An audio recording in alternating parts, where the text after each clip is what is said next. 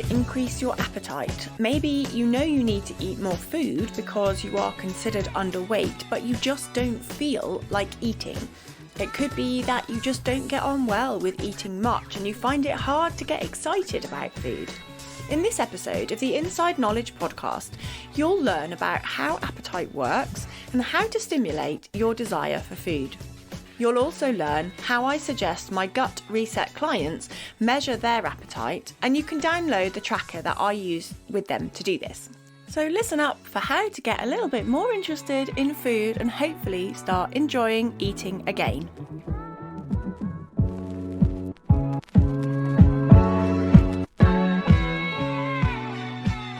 Hello, welcome to episode 51 of the Inside Knowledge podcast. I'm Anna Mapson. This episode is to follow on from the previous one, which was about how to gain weight. I realised when I got near the end of this episode that I had loads to say on actually how to increase your appetite, because part of how to gain weight is feeling an urge to eat and being able to eat more.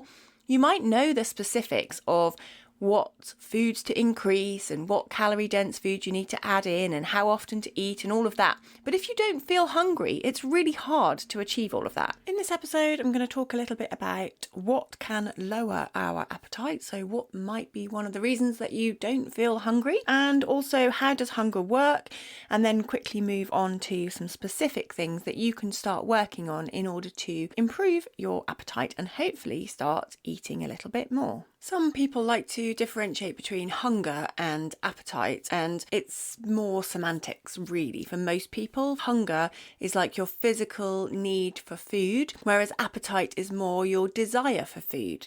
And sometimes it's quite difficult to tell the difference. Is it a physical sensation that you're feeling, or is it like a desire to eat certain foods? Craving, more like. There's a couple of ways that we physically get the sensation, the drive to go and eat.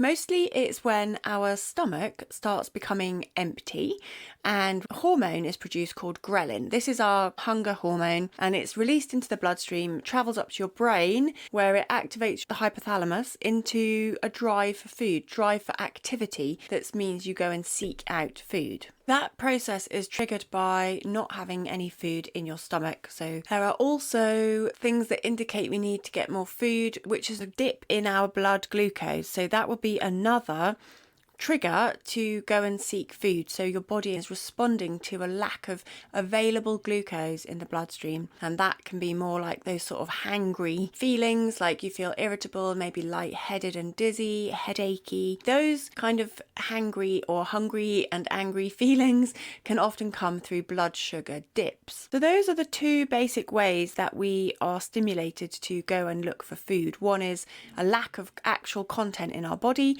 and the other one is a dip in some of the core nutrients that we need, specifically blood glucose, but also a lack of protein and a lack of healthy fats can also drive the need for food and for appetite. And that's in healthy people, but we can also learn to override this, and emotional factors can come into play. So the things that actually lower our appetite is often the gut-brain connection driving it. So depression or bereavement, like really significant grief, basically a real low mood. Lack of appetite is commonly a sign of depression, and that feeling of like heaviness in your digestion, just not wanting to eat, as well as high anxiety. We know again, like when you're feeling very, very nervous before a big presentation or something, then you don't really want to eat a big meal. Now, if you've got chronic anxiety or you're struggling with it on and off for a long time, that can also really affect your appetite. So mood and how you feel have definitely got a part to play in how your appetite works. Also, just thinking about, physically how those conditions will impact on your ability to get yourself food. So when you are feeling very low, everything's hard work, let alone preparing a good healthy meal and thinking of something to cook. Really, really difficult. And so that also plays into it. So not only do you have a reduced appetite, but you also have a reduced drive to make that happen, to make a nice mealtime. And then the same with anxiety. You might just be all over the place, like unable to think and focus on what a good meal can be and almost paralysed by so many choices. And these, we know, are very common in people who have IBS. There is a big overlap of depression, anxiety, and other mood conditions. Other things that suppress your appetite can include pain medication as well as chemotherapy. And also, like when you're ill and you're struggling to fight off a virus, your appetite generally goes down. A lack of interest in food can be related to some eating disorders. You might have heard me talk about ARFID before, which is avoidant restrictive food intake disorder. This is where people lose interest in food completely, and often it is associated with sensory processing issues around texture, around flavours, and often for IBS people around a fear of digestive consequences of eating. Now, just because you've lost your appetite doesn't necessarily mean that you've got an eating disorder, but it is something for you to consider what part appetite plays in the overall picture of your relationship with food. The reason I've spent a few moments just going through some of the things that can lower appetite is because I want to put all of these tips that I'm going to give you now into context. If you are suffering from a recent bereavement or you've got chronic depression, then some of these little tips are not necessarily going to make a big difference to your appetite because it is driven by a bigger condition, something else that needs outside help. So where that is the case, yes, some of these might be worth a try, might be helpful, but don't be disheartened if you try to put some of these things in place, but actually the reason that your appetite is low is that, your medication that is suppressing appetite. The way that I work with appetite with my clients is using something developed by Dr. Helen McCarthy, who calls herself the Appetite Doctor. She's a health psychologist, and she wrote a book called How to Retrain Your Appetite. It's a very good book. It's meant for the general public. It's easy to understand, and it's full of lots of tips, but it's actually focused on how to lose weight. So it often talks about how to retrain your appetite in order to eat less, eat more mindfully, etc. I know that's not the focus of this podcast, but I like the way that she describes appetite, and she calls it an appetite pendulum. With this approach, she imagines that your hunger and your appetite go from -5, and that is when you are absolutely starving. You haven't eaten for hours, you're really, really hungry. And then the pendulum can swing the other way, and it can swing up to +5 when you are absolutely stuffed. Like, imagine how some people feel after a full Christmas day of eating and you just couldn't eat anything else. Now, we want to ideally keep our appetite pendulum swinging between about -2 and +2, or 2.5 to either way. You don't want to get absolutely starving, but nor do you want to feel absolutely stuffed. It's just about keeping your body with enough energy without necessarily under or overeating.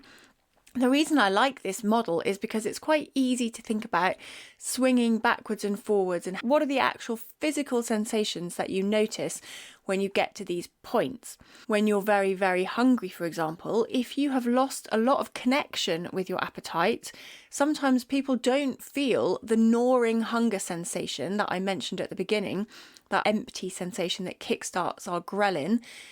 You might not feel that because you might have desensitized yourself from bad feelings in your digestion. So you might have pushed those thoughts away to such an extent that you've lost a bit of connection to your appetite. So sometimes the signs of being hungry that you're not recognizing are maybe having a headache or maybe feeling a little bit dizzy. I had a client a few years ago who said he never felt hungry, and he was doing intermittent fasting, only eating 2 meals a day, and he just assured me he just didn't feel hungry. But as I went through his case notes and took more and more information about how he felt during the day, he actually felt dizzy a lot of the time, and he was getting recurrent headaches in the afternoon. And this for me was a sure sign that he wasn't actually eating enough, but he didn't notice the feelings of hunger as a rumbly tummy. He didn't even notice them and associate them with being hungry because he had really lost this connection to his appetite. So going back to the appetite pendulum, what I ask my clients to do at the beginning of working with me on my 3-month gut reset is I want them to tell me how hungry they are before and after each meal on a scale of -5 to +5. The reason I want to know how hungry you are before the meal is I want to know how hungry you've let yourself become, as in, was the last meal you ate before this enough to sustain you through to this point? Maybe you never get hungry. If you feel like you never eat to the point of being completely full, this is another thing that we want to look at to try and regulate your appetite, is you need to sometimes experience being full if you want to put on weight.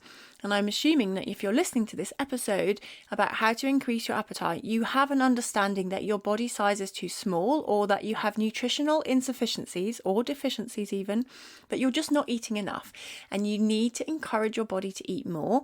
And so in order to do that, you may have to get to the point where you feel uncomfortably full. So this is why I want to measure on that appetite pendulum, when are you getting to +5 and how much are you eating to get to that sensation. If you are feeling massively stuffed and uncomfortably full after a small amount of food, this could be an indication that you have consistently under-eaten and your body is not used to eating a normal amount of food for the size of your body. This can happen quite a lot in over-restriction, because what happens is our body slows down, and in order to try and extract as much energy as possible and just the muscles become quite weak, your stomach will potentially take a long time to empty. So you could have food sitting in your stomach for a really long time and it leaves you feeling very full and uncomfortable.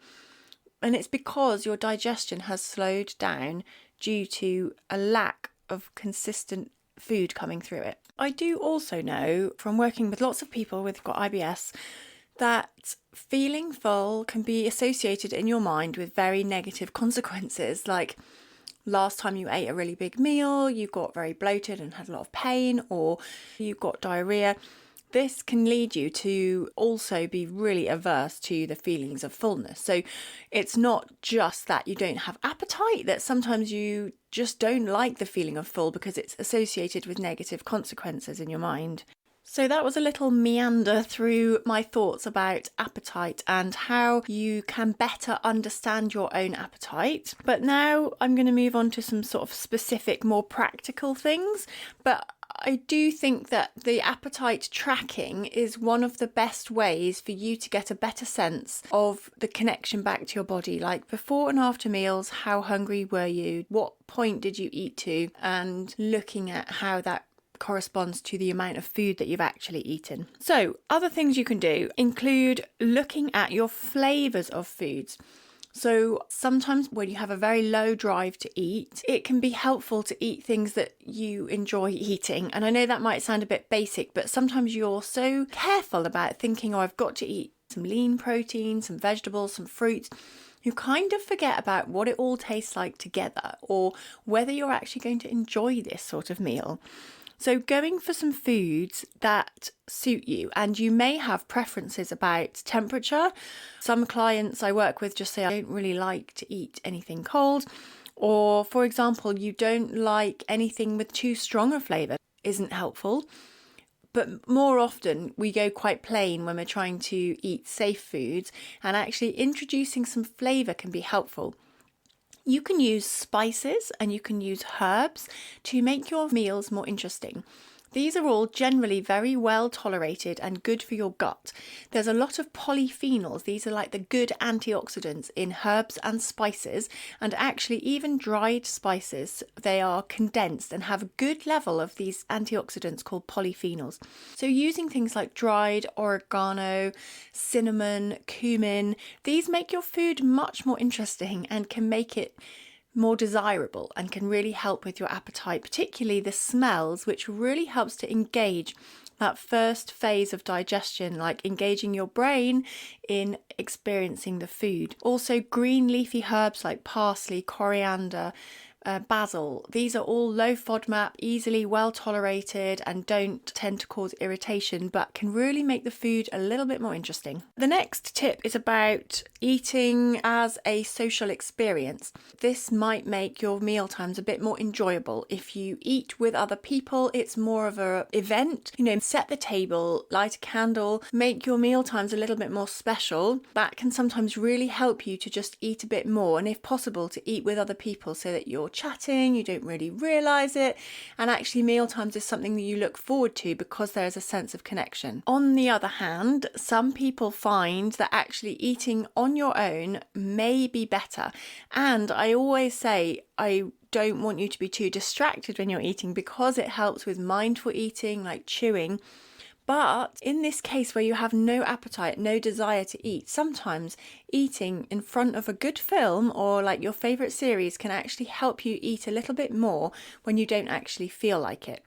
The danger is for most people is that the food goes cold, or you feel uncomfortable when you're eating because you're not sitting in a good upright position at the table. You're maybe on the sofa or in your bed or whatever, and it's not necessarily good for digestion. But where your main focus is eat more, then sometimes distraction can be useful and can be of benefit. So although I often say a lot of these things like try not to be distracted at the table, sometimes it can be helpful to do that. You've got to think about what suits you and your ultimate goals at any one point. Sometimes it could change throughout your lifetime.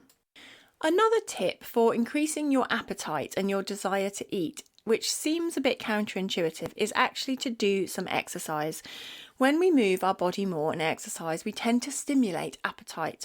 And this can be a real challenge for people who are trying to lose weight. So people who are going on a diet in order to lose body fat will often start to feel very hungry when they rapidly increase their exercise.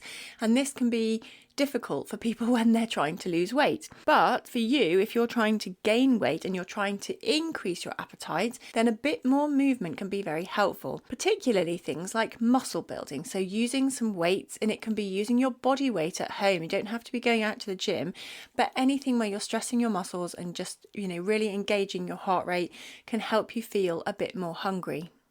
We know that when we're hungry, we tend to enjoy our food more. So the more that you can get that desire to eat, hopefully means you'll be able to actually cope with more food at each meal. In order to increase your appetite, sometimes you need to eat more food, which means scheduling meal times. This can be quite difficult if you're someone who really rails against having a routine. You don't like to feel boring or tied down eating at certain times, or maybe your life is just very busy and chaotic and you've got different routines every day. I would still suggest, where possible, trying to create some sort of mealtime routine where you're eating on the clock. If you cannot feel hungry and you don't naturally feel the desire to eat, then you are going to need to schedule in your meal times in order to make sure that you're not losing any more weight. In addition to these scheduled meal times, if you feel hungry outside of that time, then it's also okay to eat, but you want to balance out increasing your hunger for the next meal, which is a good thing. So as you feel your appetite start to come back, sometimes you might feel a bit hungry, and then you wonder whether you should have an extra small snack or should you wait until the mealtime is actually ready. And that depends on how hungry you are and how long it is till the next meal.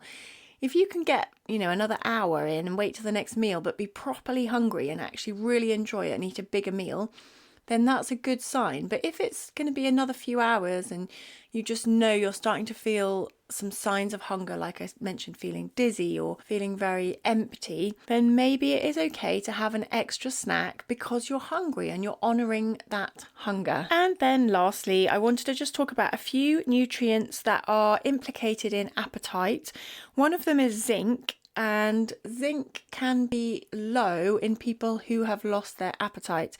So sometimes correcting a zinc deficiency can help you stimulate your appetite. It might be worth getting tested first before you start taking zinc, partly because taking zinc long term, if you don't necessarily need it, is not good because it can interfere with the absorption of other minerals such as iron and copper. So we don't want to take zinc unnecessarily for a long time. In terms of foods, zinc is high in seafood like white fish, prawns, and also meat as well. The other nutrient it might be worth thinking about is an omega-3 supplement. This has been shown in a meta-analysis, that's a study looking at all other different studies in this area, that showed that omega-3 may help to regulate your desire to eat. So this is again something worth thinking about. Are you eating 2 to 3 portions of oily fish per week? That's mackerel, sardines, herring, that sort of thing. If you're not, maybe consider whether you need an omega-3 supplement. The other vitamins that are important for appetite is vitamin B1, which is thiamine. It's quite hard to be low in this vitamin, to be fair, because B vitamins are quite frequent in all of our foods, but sometimes we have problems processing vitamins or absorbing them due to SIBO or IBS. So again, it can be worth considering whether this is an important nutrient for you. I just wanted to mention those 3 as they've all been implicated in appetite and might be worth thinking about. All of the things I've mentioned today may or may not be helpful for you. Obviously, it's very individual as to what will help because it depends on what your problems are. So, as I said at the beginning, if you've got an issue with, a recent bereavement and you're feeling very low and your appetite's gone because of that, it's probably not down to having a zinc deficiency. So, not all of these things will be relevant to all situations. I hope you have found something useful though out of this 20-minute episode, and if you have, I would love it if you would do a quick review or rate my podcast to help me reach a wider audience. But I'll leave it there for this week, so thank you for listening to the Inside Knowledge, better digestion for everyone.